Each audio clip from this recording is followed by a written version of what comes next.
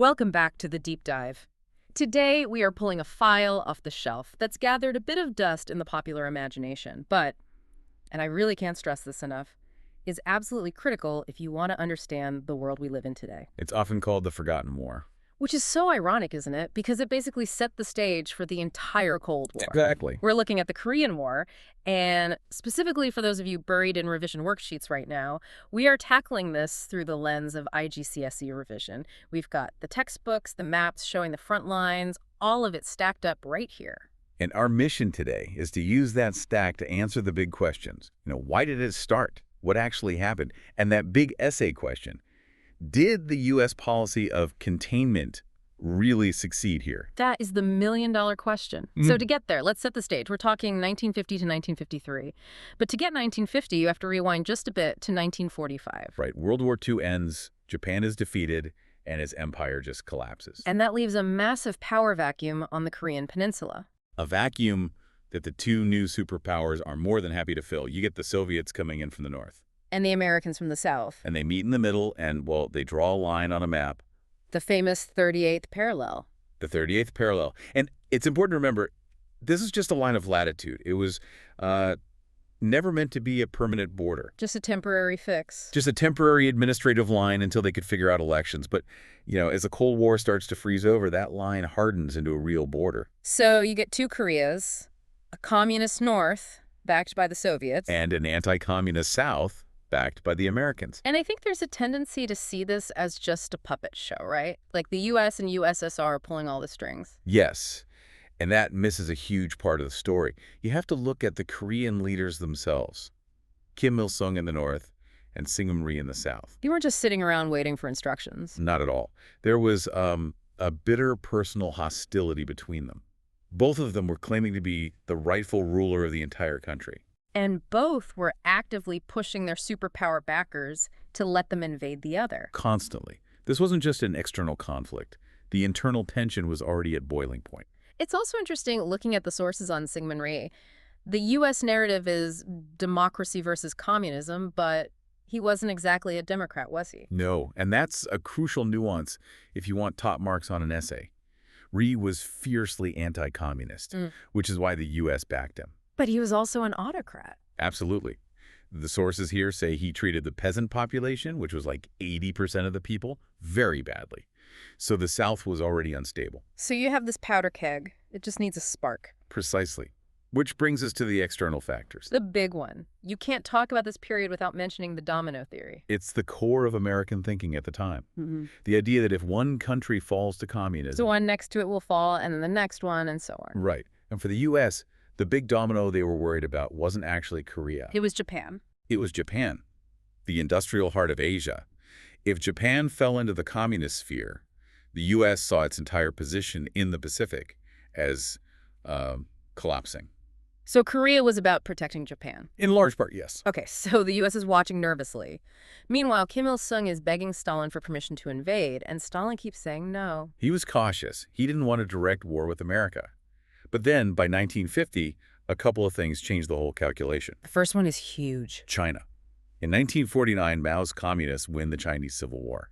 Suddenly, Kim Il-sung has this massive, powerful ally right on his border. And the second game changer. The bomb. The Soviets successfully test their own atomic bomb. That gives Stalin a new level of confidence. He feels he can stand up to the U.S. And there was that speech by the U.S. Secretary of State, Dean Acheson? Yes, a critical mistake. He's outlining the U.S. defense perimeter in the Pacific, and he basically leaves Korea off the list. Ouch. So Kim Il-sung sees that as a green light. He does. He goes back to Stalin and says, look, they won't intervene. I can win in weeks. And this time, Stalin says yes. And that kicks off the war itself. June 1950. Looking at these maps, roller coaster really is the only word. It's a yo-yo. The front line just flies up and down the peninsula.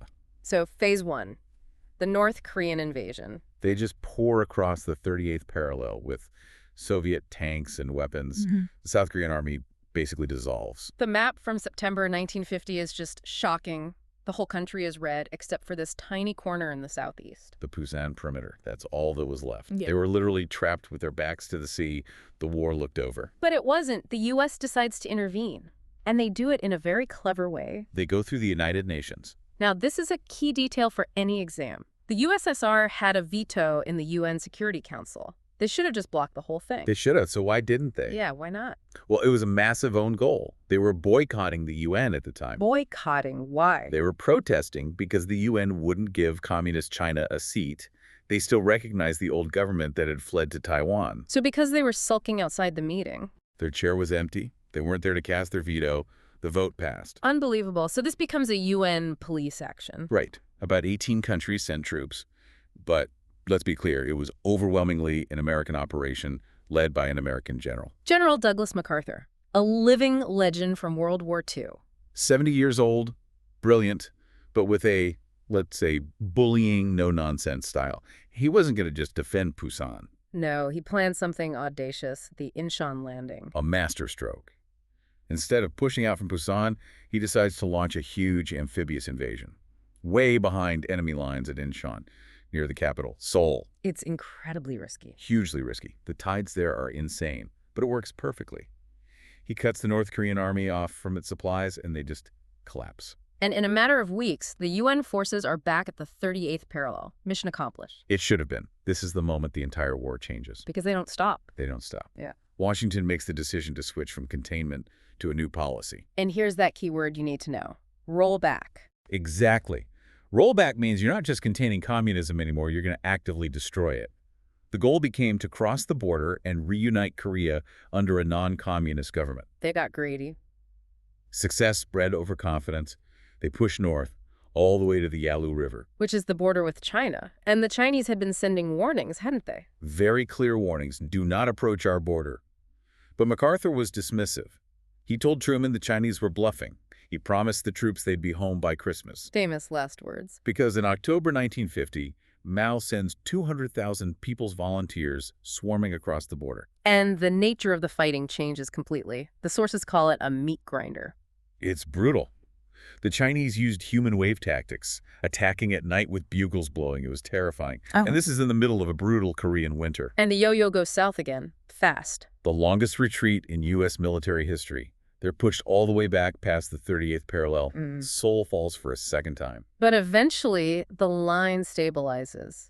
And where does it stabilize? Right back around the 38th parallel, where it all began. And for the next 2 years, from 1951 to 53, it's a stalemate. A bloody trench war. But while the war on the ground was deadlocked, a different war was raging behind the scenes. The clash of egos? Truman versus MacArthur. It's an incredible story. Right. MacArthur is furious about the stalemate. His motto was, there is no substitute for victory. He wanted to go all in. He wanted to bomb China, use nuclear weapons, whatever it took. He wanted total war. And Truman was terrified of that. Of course. He's looking at the bigger picture. He knows the Soviets have the bomb and a treaty with China. Escalating in Korea could mean World War III. So Truman wanted limited war. A limited war. Fight for specific objectives, but don't risk a global catastrophe. But MacArthur wouldn't accept that. He started publicly criticizing the president. He did. He basically went over Truman's head. In April 1951, Truman had enough. He fired him. A huge political risk. MacArthur was a national hero. It was. But it was also a critical moment. It reaffirmed the principle of civilian control over the military. Generals don't set policy. So the stalemate grinds on. Then Stalin dies in 1953. Eisenhower's the new U.S. president. And finally, they sign an agreement. And again, the terminology is crucial here for your exams. They signed an armistice. Not a peace treaty. Exactly. It's just a ceasefire, an agreement to stop shooting. Technically, the Korean War never ended. Which brings us to the aftermath. The cost of this so-called limited war. It was staggering. The numbers vary, but we're talking about 1.4 million dead as a conservative estimate. The vast majority were Korean civilians. And the country itself was just devastated. Utterly. The U.S. Air Force dropped more bombs on North Korea than they did in the entire Pacific theater of World War II. Every city was flattened. So we get to the verdict, the big essay question. Was containment in Korea a success? It's messy. It's very messy, and the best answers embrace that. You have to argue both sides. So let's start with the case for success. Okay, what's the argument? Well, the primary goal of containment was met. South Korea did not fall to communism. The line was held. And the dominoes didn't fall. Japan and Taiwan stayed in the U.S. camp. And you can also argue it was a big win for the United Nations. It proved it could actually take military action unlike the old League of Nations. Okay, that's a strong case. Now, the argument for failure. Well, first, rollback was a total disaster. They tried to unite the country and were completely defeated by the Chinese. North Korea remained communist. So the offensive goal failed. Miserably. And then there's the cost. Millions of lives, billions of dollars, just to end up right back where you started on the map. And you've created this permanent, incredibly tense border that's still a flashpoint today. Right. So the synthesis, the top-level conclusion, is that it was a partial success. It achieved its defensive goal, but at a terrible price, and it failed completely in its offensive one. It also established a very dangerous pattern for the rest of the Cold War. And that's the final thought to leave you with. Korea was the prototype for the proxy war. Define that for us. It's where the superpowers, the U.S. and the USSR, realized they couldn't fight each other directly because of nuclear weapons. It would lead to Armageddon. Exactly. So instead, they fought each other through other countries. They used Korea and later Vietnam and Afghanistan as their chessboard. A tragic pattern that started right here. It did. The Korean War set the rules for the new, terrifying game of the atomic age. So for your revision, just remember that yo-yo map. Down to Busan, up to the Yalu, and back to the 38th. If you can explain the reasons for each of those movements, you're on your way to a great essay. And remember those key words: containment, domino theory, rollback, and proxy war. Use them well. Perfect. Thanks for breaking all that down. Good luck with the revision, and we'll see you on the next deep dive.